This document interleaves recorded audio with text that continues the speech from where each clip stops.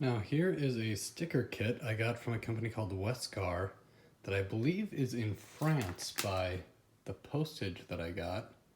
But they ship reasonably enough. So the battery is a Duracell 27F.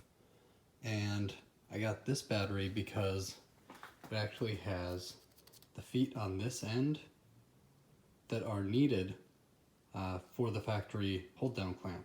A lot of batteries don't have this, and they have the feet that sit on the side of the clamp holding it side to side, and then this will clamp it down.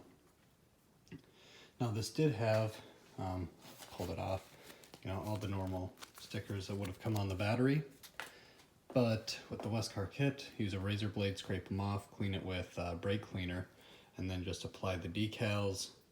They have photos online, and then they come with these stick down Autolite caps.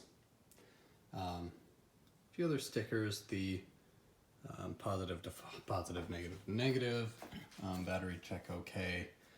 A few things like this I'm not going to use, but I'll use the rest.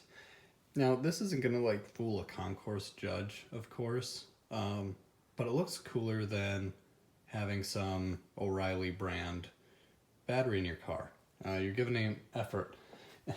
My car's not going to fool a Concord judge anyway. It's a 289 air cleaner, 1965 valve covers, and a 1964 390, so I'm not that worried.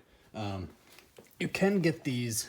This was a used one I had of a 24F, which is a wrong size for this car. This one says 27, but it's not the right size. It wouldn't have fit on there. Anyway, you can buy these caps for a 24, or you can buy a 27F like this, and inside it has little battery packs that are the glass matte type. And this one didn't last very long at all.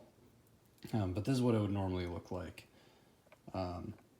So it's not the same, but for 20 bucks for a battery sticker kit, it's not bad at all, and I'm pretty happy with it. So that's my new fake Autolite battery that's going back in.